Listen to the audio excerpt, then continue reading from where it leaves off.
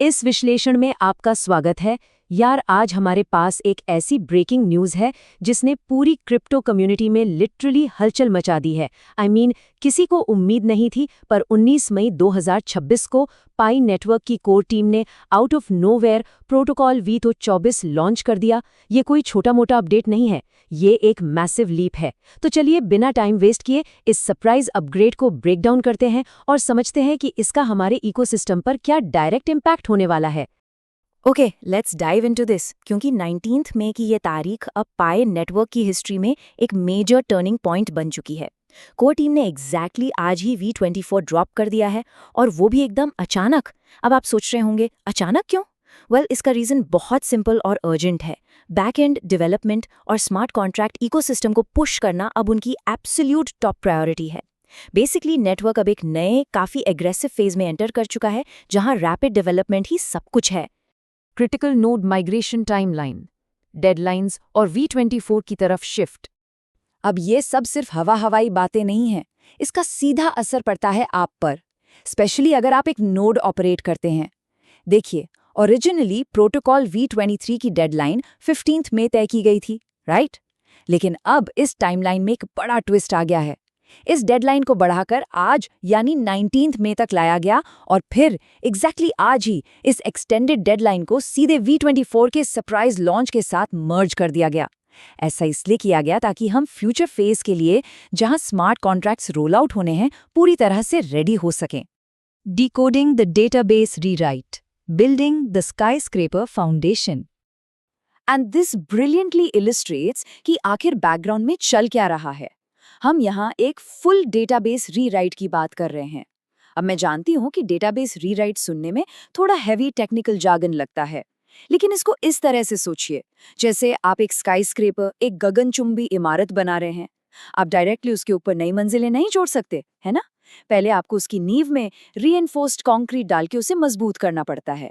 ठीक वैसे ही smart contracts जैसे हैवी और कॉम्प्लेक्स फीचर्स ऐड करने से पहले डेटाबेस के बेस को कंप्लीटली नए सिरे से लिखना जरूरी था।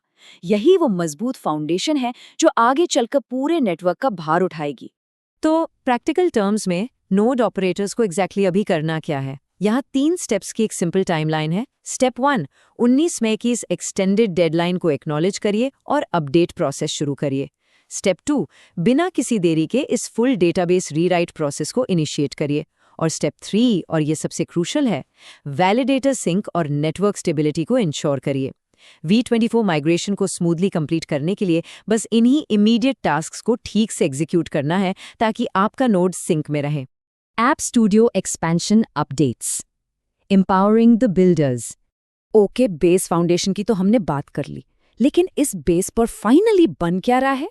ये पार्ट एक्चुअली मेरा फेवरेट है। पाई ऐप स्टूडियो कंप्लीटली एक्सपैंड हो रहा है। डेवलपर्स अब डायरेक्टली क्लॉड कोड और कोडेक्स जैसी पावरफुल AI एक्सटर्नल टेक्नोलॉजीज को यूज कर सकते हैं।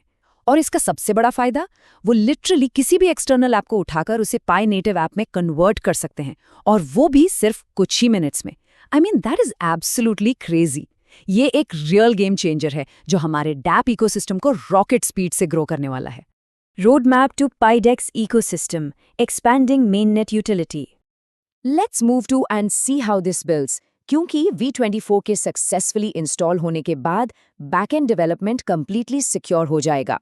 इसका सीधा मतलब यह है कि कोर टीम अब कॉन्फिडेंटली अपना पूरा फोकस ब्रॉडर मेननेट यूटिलिटी पर शिफ्ट कर सकती है। हम अपकमिंग एक्साइटिंग प्रायोरिटीज की बात कर रहे हैं, जैसे कि स्मार्ट कॉन्ट्रैक्ट्स की कंप्लीट रेडीनेस, फिर उसके ऊपर पाईडेक्स लिक्विडिटी पूल्स की शुरुआत, नए लॉन्च पैड टूल्स, और ऑफ कोर्स NFT मार्केटप्लेस का बड़ा रोल आउट।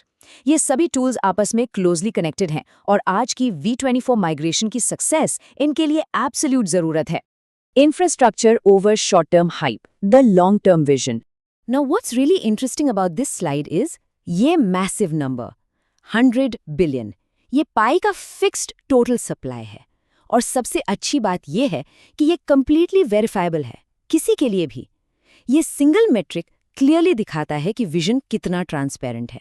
जब आपके पास ऐसे ठोस सेट इन स्टोन नंबर्स होते हैं, तो आपको शॉर्ट टर्म मैनिपुलेशन की चिंता करने की जरूरत नहीं पड़ती। और इसी से एक क्लियर पिक्चर बनती है एक तरफ है सॉलिड इंफ्रास्ट्रक्चर और स्टेबिलिटी, और दूसरी तरफ है fleeting short term price hype. Core team की स्ट्रैटेजी यहाँ बिल्कुल ट्रांसपेरेंट है। वो clearly long term back and health और इकोसिस्टम की रियल यूटिलिटी को प्रायोरिटी दे रहे हैं। वो बस हाइप क्रिएट करने के पीछे नहीं भाग रहे हैं। ये एक मैच्योर अप्रोच है जहाँ फाउंडेशन को मार्केट के नॉइज से ज्यादा अहमियत दी जा रही है, और किसी भी प्रोजेक्ट के रियल सर्वाइवल के लिए ये एब्सोल्युटली क्रूशल है। तो अब सब कुछ कंसिडर करने के बाद हमारे सामने एक बहुत ही इंटरेस्टिंग सवाल आता है। क्या पाई का ये robust infrastructure rewrite crypto market का ध्यान हमेशा के लिए रैपिड हाइप से हटाकर लॉन्ग टर्म यूटिलिटी पर शिफ्ट कर पाएगा? ये ऐसी चर्चा है जो आगे आने वाले दिनों में और भी ज्यादा एक्साइटिंग होने वाली है, जैसे जैसे मेन नेट इवॉल्व करेगा। आई होप इस विश्लेषण ने इस सरप्राइज अपग्रेड के हर पहलू को आपके लिए क्लियर कर दिया होगा। जुड़ने के लिए शुक्रिया, और इस नए फेज के बारे में सोचने के लिए यहाँ काफी कुछ है।